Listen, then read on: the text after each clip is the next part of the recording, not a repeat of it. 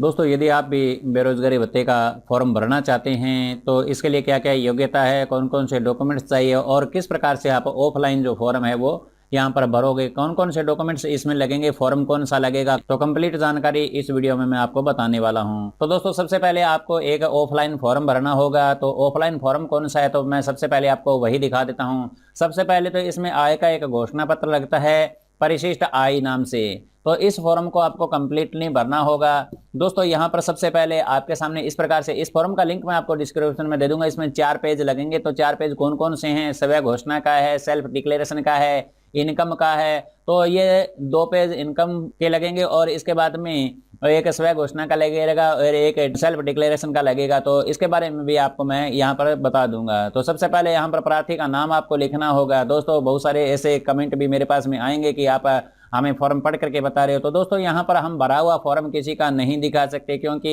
ये यूट्यूब की पॉलिसी के खिलाफ है। इसलिए मैं यहाँ पर आपको ब्लैंक फॉर्म है उसके अंदर ही सारी जानकारी दूंगा कि कहाँ क्या भरना होगा। तो आप यहाँ पर देख करके इसको कंप्लीटली भर सकते हो। तो सबसे पहले यहाँ पर प्रार्थी का नाम, यानी जो भी यहाँ पर बेरोजगारी भत्ते का फॉर्म भरता है तो आप यहाँ पर पढ़ सकते हो। बेरोजगारी भत्ता प्राप्त करने के लिए बेरोजगार प्रार्थी द्वारा परिवार की आय की घोषणा स्वयं की जाएगी। तो सबसे पहले यहाँ पर प्रार्थी का नाम आ जाएगा। उसके बाद में उसके प्रार्थी के पिता का नाम, यानी जो भी बेरोजगारी भत्ते का फॉर्म भरता है उसके पिता का नाम आ जाएगा। यहाँ पर उसका कंप्लीट एड्रेस आ जाएगा। आप पढ़े लिखे हैं तो इतना आप जरूर पता होगा कि आपको क्या क्या चीजें यहाँ पर भरनी है। जो चीजें यहाँ पर समझ में नहीं आएगी वो मैं आपको बता रहा हूँ। यहाँ पर प्रार्थी की फोटो आ जाएगी, यानी जो भी बेरोजगारी भत्ते का फॉर्म भरना चाहता है तो उसकी फोटो आपको यहाँ पर लगानी होगी। यहाँ पर आपके गांव का नाम आएगा, तहसील का नाम और जिले का नाम आपको भरना होगा। इसके बाद में आपकी डेट ऑफ बर्थ आपको भरनी होगी, आपका जो जन्म का स्थान है वो आपको भरना होगा। आपकी एज कितनी हो गई है वो कंप्लीट आपको, जैसे कि आपकी 20 साल 25 साल या 30 साल जो भी है वो आप यहाँ पर अपनी उम्र भर दोगे। इसके बाद में आपका जो जेंडर है वो भरोगे, आप महिला हैं या पुरुष हैं तो यहाँ पर भर दोगे। आपकी विवाहिक स्थिति, आपका विवाह हो गया या नहीं हुआ तो वो आप विवाहित या अविवाहित पर यहाँ पर टिक लगा सकते हैं और यहाँ पर खाली स्थान में भर भी सकते हैं। दोस्तों यहाँ इसके बाद में आपके पास में इस प्रकार से फॉर्म आगे आएगा। तो आपको यहाँ पर अपना जो धर्म है, आवेदक का जो भी धर्म है, जैसे हिंदू धर्म है, सिख धर्म है, ईसाई है या मुस्लिम है, जो भी धर्म यहाँ पर हो वो आपको धर्म आपका यहाँ पर भरना होगा। इसके बाद में आपकी जाति क्या है, यानी जाति होती है ओबीसी या SC ST, वो आपको यहाँ पर अनुसूचित जाति, अनुसूचित जनजाति या अन्य पिछड़ा वर्ग वो आपको यहाँ पर लिखना होगा। बहुत सारे हमारे जो साथी होते हैं तो उनको ये कंफ्यूजन हो जाते हैं कि जाति और उपजाति क्या होती है। तो जाति वो जाट लिख देते हैं कई बार या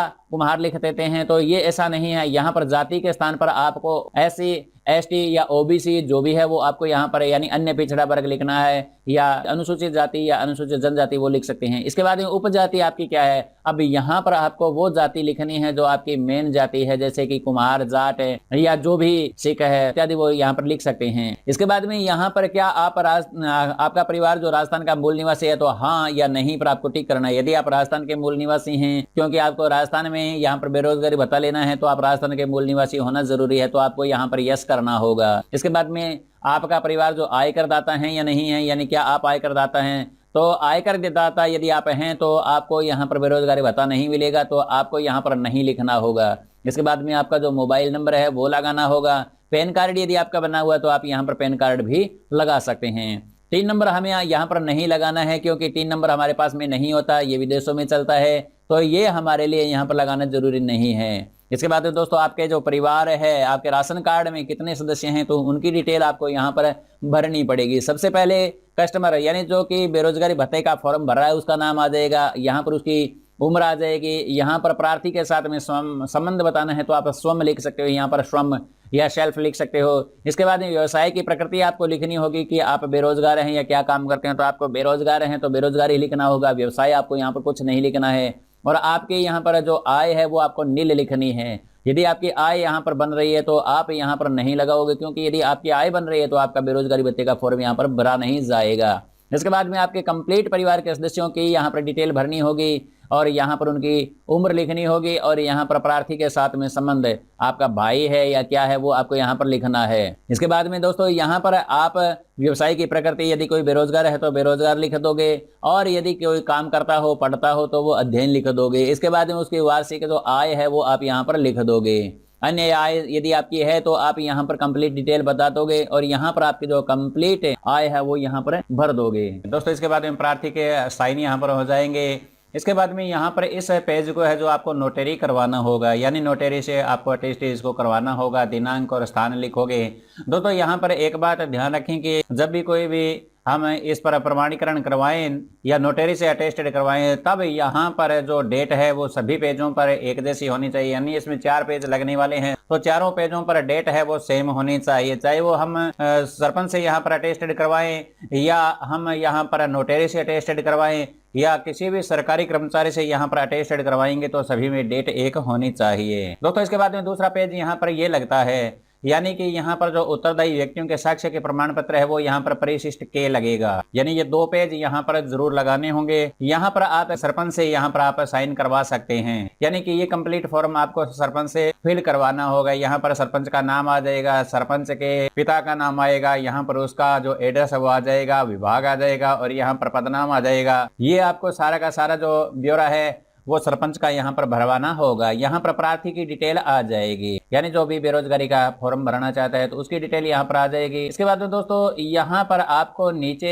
एक सरकारी गवाह के साइन भी आपको करवाने होंगे, तो यहाँ पर आप सरकारी टीचर से आप यहाँ पर साइन करवा सकते हैं। तो इसके बाद में ये कंप्लीट हो जाएगा। यहाँ पर भी जो मोहर है वो सरकारी कर्मचारी और सरपंच है वो लगा देंगे। दोस्तों इसके बाद में तीसरा जो पेज आता है वो आता है ये, यहाँ पर एनेलेक्स 1 है जो, तो ये आपको यहाँ पर अटेस्टेड भी करवाना होगा, इसे फिल करना होगा। ये इंग्लिश में है तो यहाँ पर आपको सबसे पहले अपना नाम लिखना होगा। इसके बाद में आपको अपने पिता का नाम या पति का नाम यहाँ पर लिखना है। इसके बाद में आपकी डेट ऑफ बर्थ यहाँ पर लिखनी होगी। रेजिडेंट ऑफ आपको यहाँ पर आपका जो एड्रेस है वो कंप्लीट लिखना होगा। इसके बाद में आपको यहाँ पर डिस्ट्रिक्ट लिखना होगा और राजस्थान के आप मूल निवासी है तो वो राजस्थान यहाँ पर लिखा हुआ होगा। दोस्तों इसके बाद में आपको ठीक है नीचे आना होगा। यहाँ पर आने के बाद में जो एप्लीकेंट की जो फोटो है हाल ही में खिंचाई हुई तो वो आपको यहाँ पर लगानी होगी। एप्लीकेंट के जो साइन है वो यहाँ पर आ जाएंगे और इस पेज को भी आपको नोटरी से अटेस्टेड करवाना होगा। दोस्तों इसके बाद में चौथा जो पेज है वो आता है स्व घोषणा प्रमाण पत्र का, यानी प्रार्थी द्वारा योजना की शर्तों को पूर्ण संबंधी स्व घोषणा प्रमाण पत्र। तो ये भी आपको यहाँ पर कंप्लीट फिल करना होगा। सबसे पहले यहाँ पर आपको अपना नाम और अपने पिता का नाम लिखना होगा। इतना लिखने के बाद में दोस्तों आपको यहाँ पर नीचे आना है और अपने यहाँ पर साइन कर देने हैं। तो ये फॉर्म है जो कंप्लीट हो जाएगा। अब दोस्तों यहाँ पर ये तो हो गया फॉर्म, तो अब इसमें डॉक्यूमेंट्स क्या क्या लगेंगे उसके बारे में आपको कंप्लीट जानकारी दे देता हूँ। दोस्तों यदि आप फॉर्म भरना चाहते हैं तो आपको यहाँ पर इन डॉक्यूमेंट्स की जो जरूरत पड़ेगी। सबसे पहले आपको यहाँ पर 10th की मार्कशीट आपके पास में होनी चाहिए, क्योंकि डेट ऑफ बर्थ का जो मिलान है वो इसी से किया जाएगा। इसके बाद दोस्तों आपके पास में ग्रेजुएशन की मार्कशीट भी होनी चाहिए। जैसे आपने BA BSc या BCom कर रखी है तो उसकी मार्कशीट आपके पास में होनी चाहिए। इसके बाद में आपका एक बैंक में अकाउंट होना चाहिए, उसकी पासबुक आपके पास में होनी चाहिए। बैंक में अकाउंट यहाँ पर SBI का चलेगा, यानी आपको SBI में अकाउंट खुलवाना पड़ेगा और SBI की ही यहाँ पर कॉपी चलेगी। इसके बाद में आपके पास में एक जन आधार कार्ड होना चाहिए और एक आधार कार्ड भी आपके पास में होना चाहिए। जन आधार कार्ड आपका यहाँ पर लगेगा, आपके जन आधार कार्ड नंबर लगेंगे, उसके बारे में वेरिफिकेशन होगा। तो आपके जन आधार कार्ड में और आधार कार्ड में मोबाइल नंबर अपडेट होने चाहिए। इसके बाद में आपका कास्ट सर्टिफिकेट भी यहाँ पर लगेगा, यानी जाति प्रमाण पत्र आपकी जाति के अनुसार आपको जाति प्रमाण पत्र भी यहाँ पर बनवाना पड़ेगा।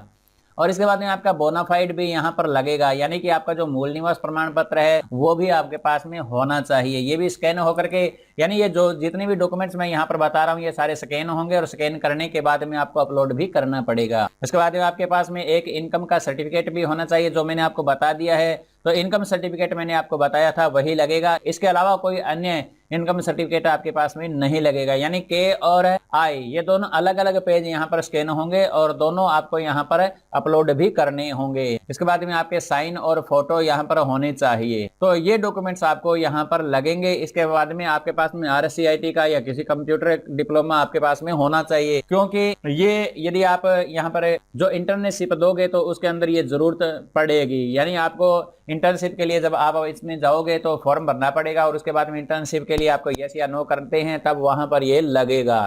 तो आपके पास में RSCIT इत्यादि का कोई डिप्लोमा भी आपके पास में होना चाहिए।